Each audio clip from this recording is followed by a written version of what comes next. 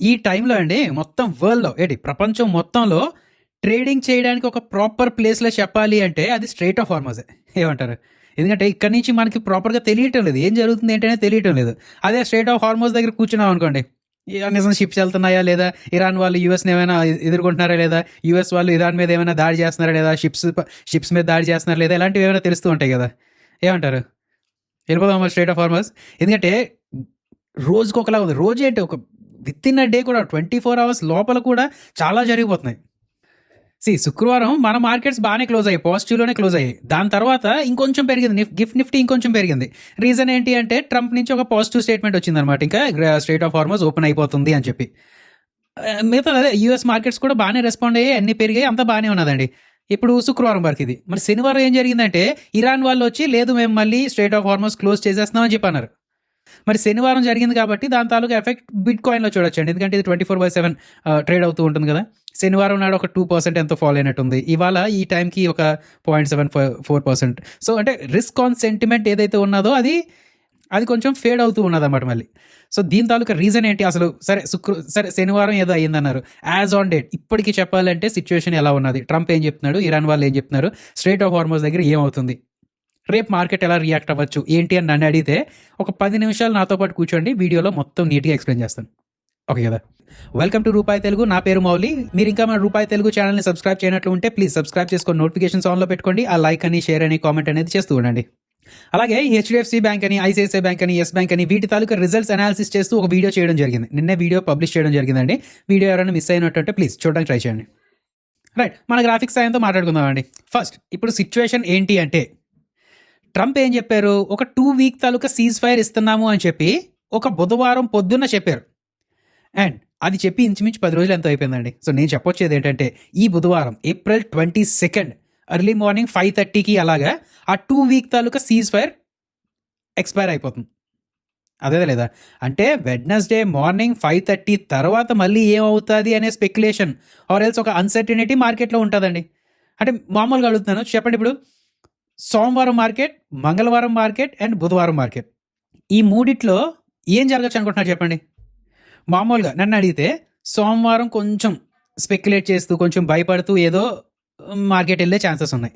మంగళవారం high uncertainty ఉండే chances ఉన్నది.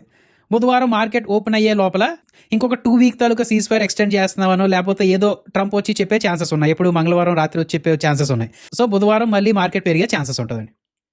వేగ్గా చెప్పాలంటే ఇదే నేను ఇప్పటికీ ఎక్స్పెక్ట్ చేస్తుంది అయితే ఇదే. ఇప్పుడు మీరు కూడా ఇదే ఎక్స్పెక్ట్ చేస్తూ, మీ ఫ్రెండ్ కూడా ఇదే ఎక్స్పెక్ట్ చేస్తూ, లేక అందరూ కూడా ఇదే ఎక్స్పెక్ట్ చేస్తే దానికి ఆపోజిట్ అవుతుంది, క్వైట్ ఆపోజిట్ అవుతుందండి. సో ఇంకేం జరగచ్చు అంటారు చెప్పండి?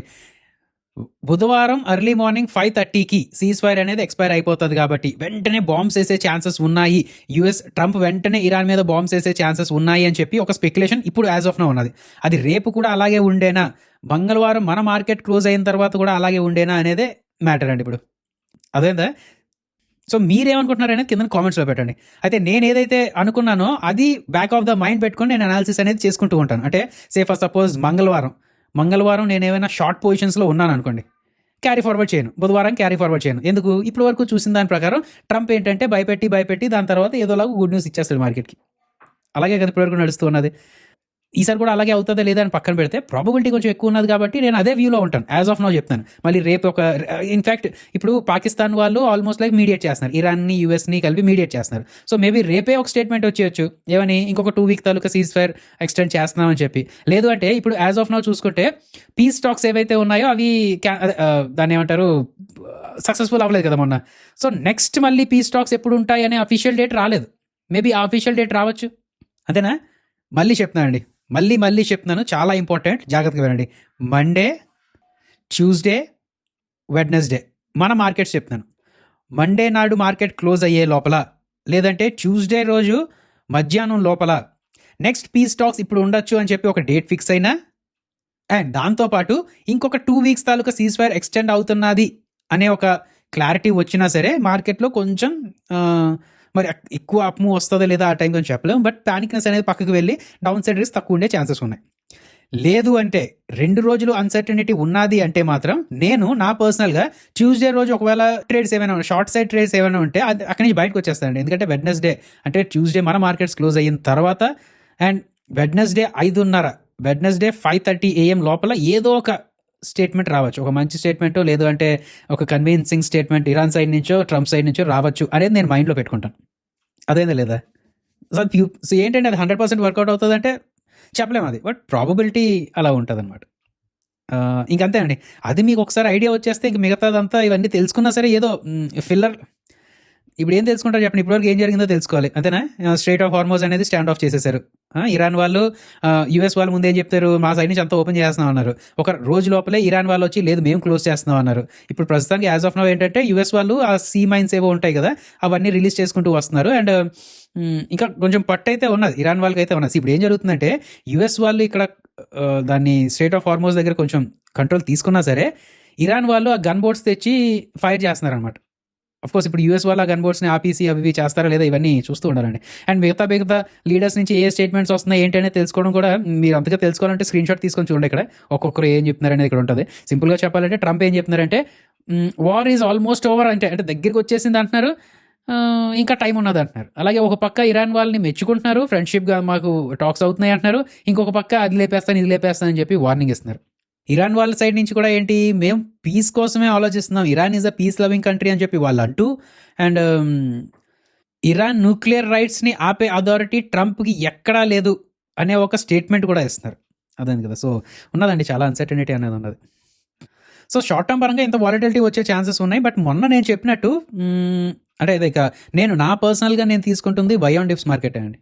ఇప్పుడు 24,300 దగ్గర ఫ్యూచర్స్ ట్రేడ్ అవుతున్నాయి. ఇప్పుడు స్పాట్ ఎక్కడ ఉన్నది అంతే దగ్గరలో ఉన్న 24,350 అంటే ఇక్కడ ఒక 1 2 ఇంకొక 2-3% కన్నా ఇంకా ఎక్కువ ఫాలో అయ్యేటట్టు ఏం కనబట్లేదు యాజ్ ఆఫ్ నౌ. ఇంకొక 2-3% ఏమైనా ఫాలో అయినా సరే అదొక మంచి బయింగ్ ఆపర్చునిటీ ఇలా తీసుకునే ఛాన్సెస్ ఉన్నాయి. ఎవరు ఇన్వెస్టర్స్ అయినా ఇన్వెస్టర్ కమ్యూనిటీ అయినా ఎవరైనా. అదవుతుందా లేదా? ఏం చెప్తున్నా అర్థమవుతుందా లేదా? ఇది డైరెక్ట్ ఫైనాన్షియల్ అడ్వైస్ కాదండి. మీ ఎడ్యుకేషన్ ఇన్ఫర్మేషన్ కంటెంట్ కోసం మేము ఇస్తున్న ఇన్ఫర్మేషన్ అంతే ఇది. ఓకే కదా. మొన్న ఒక వారం రోజుల ముందు ఎప్పుడు మీకు చెప్పడం జరిగింది బై ఆన్ డిప్స్ మార్కెట్గా తీసుకుంటాను నేను నా పర్సనల్గా అండ్ అటువైపు బై సైడ్ ఉంటాను అని చెప్పి. అయితే ఇంతలా పెరిగింది కాబట్టి ఇక్కడ నుంచి అప్ సైడ్ పొటెన్షియల్ కన్నా చిన్న డౌన్ సైడ్ అంటే ఒక కరెక్షన్ ఫేస్ తాలూకా ప్రాబబిలిటీ నాకు కొంచెం ఎక్కువ కనబడుతుంది. అంటే ఇక్కడ నుంచి వెంటనే రేపు పడిపోతుంది అంటే అది కాదండి. ఇక్కడ నుంచి ఒక 2% పెరిగే ఛాన్సెస్ ఉన్నా సరే అక్కడి నుంచి మళ్ళీ పడుతూ అంటే ఈ లెవెల్ దగ్గర నుంచి మేబీ 24,000 అనుకోండి, 24,000 23,700 ఇక్కడ అయితే మంచి సపోర్ట్స్ ఉన్నాయి.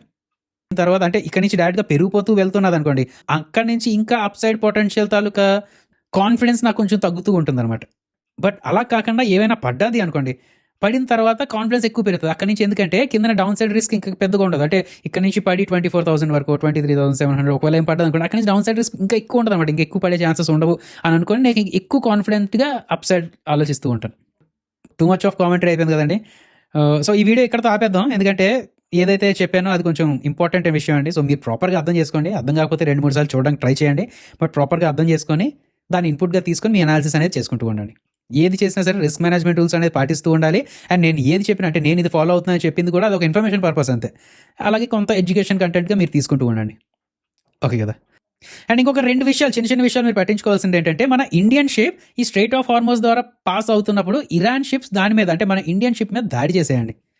అచ్చే ఎలా దాడి చేస్తారంటే మీరు మేము ఫ్రెండ్స్ అనుకుంటున్నాం కదా అది ఇదని చెప్పి ఇండియా సైడ్ నుంచి అది మాటలవన్నీ వెళ్ళి చూడాలి. డిప్లొమాటిక్గానే ఉంటుంది. ఇరాన్కి ఇండియాకి మధ్యన ఒక డిప్లొమాటిక్ రిలేషనే ఉంటుందండి. బట్ ఏం జరిగింది ఏంటనేది చూడాలంటే మళ్ళీ ఇలాంటిది ఏదైనా జరిగితే అప్పుడు సీరియస్గా తీసుకుందాం. అప్పటి వరకు ఓకే ఒక మిస్టేక్ అనుకుని వెళ్దాం. అండ్ మన మార్కెట్ పరంగా ఇంకొక అంటే ఇంత బ్యాడ్ న్యూస్లో కూడా ఒక చిన్న గుడ్ న్యూస్ ఏంటంటే మనం రష్యన్ ఆయిల్ May 16th వరకు కొనుక్కోవచ్చు అనమాట. మొన్న ఫర్ ఎగ్జాంపుల్ April 17th వరకు ఎప్పటి వరకు ఎక్స్టెన్షన్ ఇచ్చారు. దాని తర్వాత మరి అలా ఎక్స్టెన్షన్ అది లేకుండా ఎక్కువ రష్యన్ ఆయిల్ కొనడానికి వీల్లేదు. బట్ ఇప్పుడు ఏంటంటే April 17th నుంచి మళ్ళీ ఎక్స్టెన్షన్ వచ్చి May 16th వరకు వచ్చిందండి. సో ఇంకొక నెల రోజులు మనం రష్యన్ ఆయిల్ కొనుక్కోవచ్చు అనమాట. సో ఇలాంటివి ఏమైనా ఉంటూ ఉంటే మైండ్లో పెట్టుకుంటూ ఉండండి.